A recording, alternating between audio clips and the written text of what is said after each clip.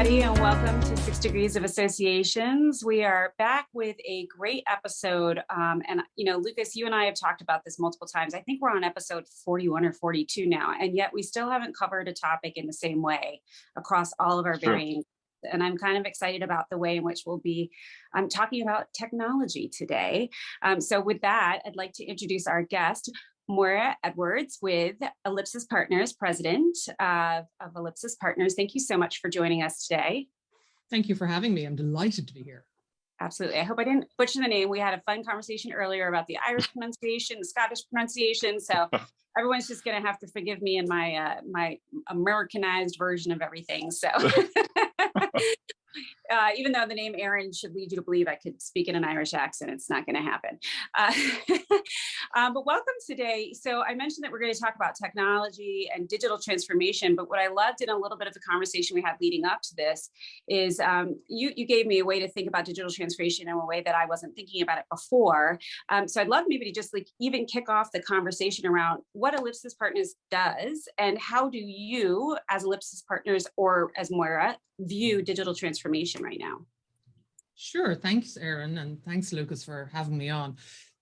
So for the last 10 years, I've been with Ellipsis Partners, and we're technology consultants for nonprofits. And ultimately, what we're trying to do is to help associations make good technology decisions, right? To manage technology change with confidence that they're doing the right thing and that it works well. And so part of that is whether technology is a good fit. Because if I'm working with a small association, right, and there's maybe 6 staff, they're not going to be able to manage the same technology as a 400 staff association. Sure. So really, even from a staff point of view, we're always thinking about whether technology is a good fit. But then that kind of expands out into this concept of digital transformation. And there was a great paper by 2 people in our industry, Maddie Grant and Elizabeth Engel, on digital transformation for associations. And what they brought out, which I think is great, is that it's very personal. It has to be focused on what the member wants, right? So we're not running, an electrical grid where we have to make sure that all the technology, the digital transformation is moving to, modern bits and bytes. We're running associations. Right. And they have to be focused on our members. And so our goal is always to help make technology meet the needs of members and promote member value. That was a long answer, perhaps, to your question. No, that was actually, and that was what I picked up on the conversation earlier, which I appreciated. You mentioned that you worked for the FAA before. And it's true that we've gotten caught up in this digital transformation age where almost everyone sees digital transformation or technology as a panacea. And to your point, sort of broadly applying it across an entire organization, regardless of size, purpose, fit. So I love this idea that you're addressing it more from what is appropriate for this particular association, and more importantly, how does it connect with the benefits that the association is to provide? Do you have any examples of a way in which you might have approached a personalization? Sure. So, a clear one is around online community, because an awful lot of associations now have private online communities. But the member needs can be very different. We worked with one organization where their working groups wanted to do things, actually get together, have meetings, work on documents and issue them and publicize them and bring people in. And so a discussion group format really wasn't working for them in online community. Working with another organization, and what they want to do is really draw people into a community of excellence. So it has to be quite formal, but what they really need is the ability to bring people in. So what they wanted was to give committee leaders the ability to reach out to members through the online community. So an online community that is about, staff putting out things, or that is about kind of like posting a question and having it answered, wasn't working for them. They really wanted, in some ways, more of an engagement tool where they could bring people in. So you have to, I think it's always about competitive advantage. What is it that you're known for as an association? Like the Jim Collins principle is, what do you do better than anyone else in the world? And then, is your technology really supporting that? Because that's your member value. That is your value proposition. That's the reason they come to you. Is your online community, your learning management system, your website, are these all supporting what they really value about you? I keep thinking about, the old industry adage, if you've met one association, you've met one association. And shouldn't the same sort of adage apply to technology? If you've developed one digital transformation strategy, you've developed one digital transformation strategy, right? Not everything fits in the same box. And every conversation and association you work with is sort of a new puzzle when it comes to technology, but you can't just shove everybody into the same AMS or everybody into the same marketing tool or everybody into the same online community and expect them to be successful or flourish in the same way. It's the other thing I think that Ellipsis Partners brings to the association is perspective, right? When you have a small association with 6 staff, you have 6 perspectives. So by adding just one more person, or really Ellipsis Partners could bring multiple perspectives to that, you could double that. So I'm curious, sort of on the front end of and you don't have to give away any trade secrets, Moira, because we want people to come talk to you. But how do you approach one of these sort of new puzzles or associations, and what are the early things that you sort of look for, the questions that you start to ask? So I think one of the first things we do is listen. I was actually talking to an organization recently, and they said, "Oh, you really listened." I'm like, well, that would be my first role, to deeply listen and figure out what is different or unique about them. Because I actually have heard other people say, associations all do the same thing. They all have membership and they all have events. And yes, they do. But what we know, having been in associations, is that they're very different, because what our members do is vastly different. And there's I was listening to some members in a focus group yesterday, and they were talking about the subculture, the absolute complexity of what they do. And what they did was work zone safety in traffic. And you would think, this is not hard. This is setting up some cones. No, it is a universe unto itself. And to realize that, then you realize that the content of what every association doing is just deeply different. Sure. So the first thing we want to do is listen and find out, who is this organization? There's a mission, but what are their real goals? What are they really trying to achieve? We're also listening for, what is the leadership? Where is the leadership bringing them? Is there a culture of, oh yes, we want technology and we want the most modern technology to leap us forward and just be truly ahead of the pack? Or is there, what we offer is really good, and we just want to be modern or up to date or current in our technology? And sometimes there's leadership that's like, why are we doing this project again? Is this, does this system not just work? So understanding the appetite for technology, the goals of the organization, the pain points of the staff, all the things that they really wish they could do and can't, understanding what members, what they just are inspired by, but also what they need and what pain points they experience. And then actually what I love to do then is to kind of crystallize that, synthesize it into a clarity of vision around where this organization is going. So we're doing more technology and digital strategy work now, by really laying out a clear vision of where the technology needs to go and support them, and then backfilling all the technology pieces. Yeah, exactly. Building technology is really building for 5 or 10 years from now. Where are you going to be? Versus building for the right now. I mean, if you roll the clock back 10 years, how many associations were trying to modernize their website and make a mobile experience, only to then figure out, well, we missed the boat because we just built for right now and not for later, and we didn't integrate all of those pieces. So yeah, thinking and approaching these technology conversations with sort of the future in mind, I think leads itself to a better conversation. Yes.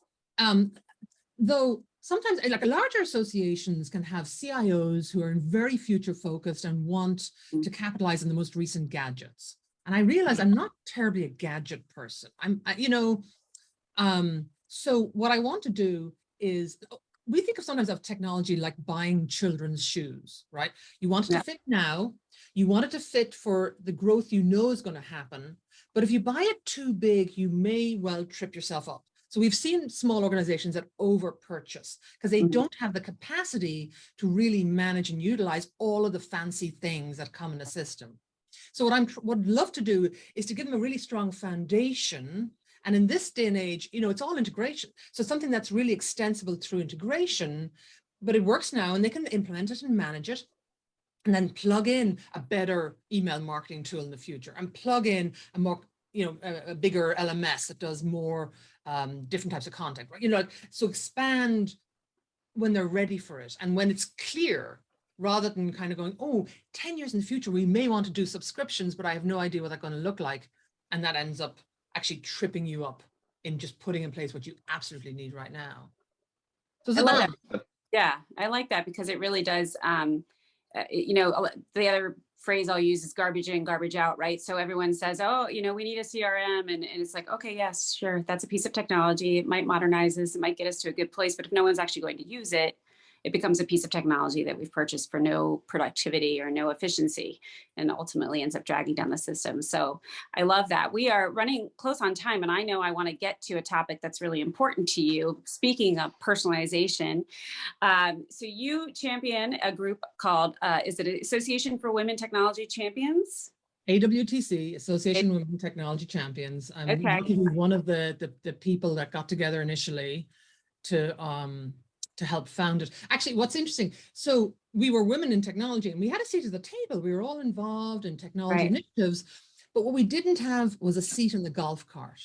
All the guys were going out to play golf, the CIOs, and so we got together and said, well, we're going to get together and we're going to drink wine, you know, which is great.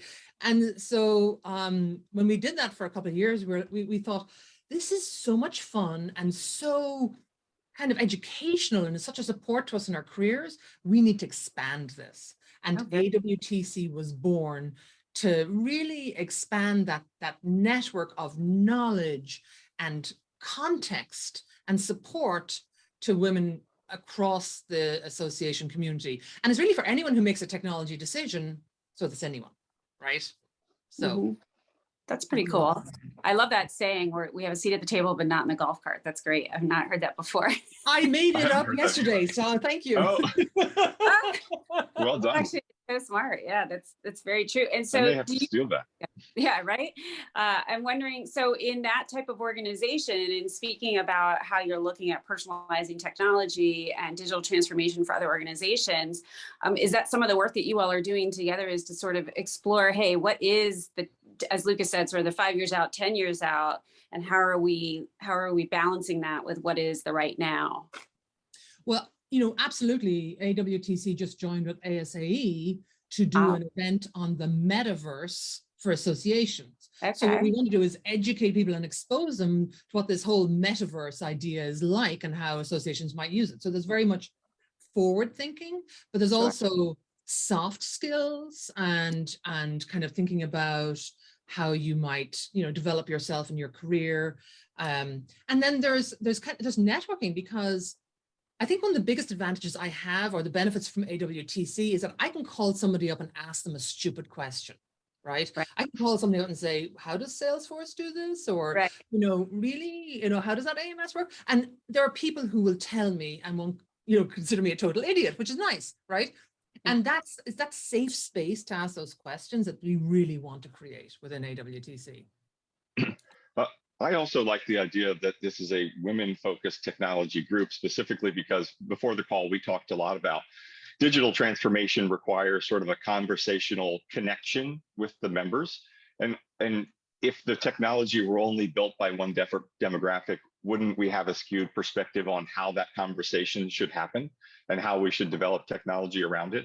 I'm here this week at Semicon West, which is the annual conference for semiconductor industry, so microelectronics, you know, Intel, Samsung, the people that are building, and the same thing. Unfortunately, I'm stopping to reflect that this is a conference primarily full of men who are building our technology from literally the smallest components. But I think there's a real value in just the notion that women are bringing perspective in your community, and you're championing these women who are building technology and having influence in technology to associations.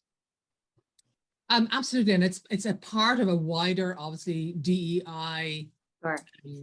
kind of movement, and luckily we do Mhm. see that being very strong in associations. For us, it was about doing our part to advance women who perhaps were not, didn't realize that they were technology champions, because they kind of fell into the role. You know, they came in and maybe they're the membership person who did a lot more of the database, and suddenly they're the database person. And if once they're the database person, suddenly they're also the web and IT person. So how do they grow and really own those new roles? Oh, that's very cool. I love that. Well, we are coming to the very end. So everyone always knows this is where I come in with the hook. But I'd love to know, hopefully maybe we're going to hear a female name. Who knows? I love the way that we've ended this conversation. But first of all, thank you so much, Moira, for being here today. And Lucas, thank you for joining us super early in the morning on San Francisco time. But we'd love to hear from you. Who might you suggest we speak with next that could perhaps further expand our thinking and perspective in the industry? I would love if you get a chance to interview Cheryl Carey, who's the executive director of the Society for Imaging Informatics in Medicine. And she describes it as a 40-year-old startup because the energy in this organization is amazing. And Cheryl just has done an amazing job bringing together a great team, a great governance team, and a great vision for the organization. I think she'd be a fascinating person for you to interview. Awesome. That's I love great. that. Yeah. Medical industry, here we come. I love that. I'm a big nut about it anyway. So I'm glad I might need to take a whole other conversation with her privately to ask her about imaging, but this is wonderful. Well, this has been really great to hear about your perspective. And we hope our members will certainly look to Ellipsis Partners when thinking about digital transformation and technology and really making it, implementing it in your organization that makes sense. So love your approach. And we look forward to speaking with you again soon. Great. Thank you both. Thank you. Thank you, Moira.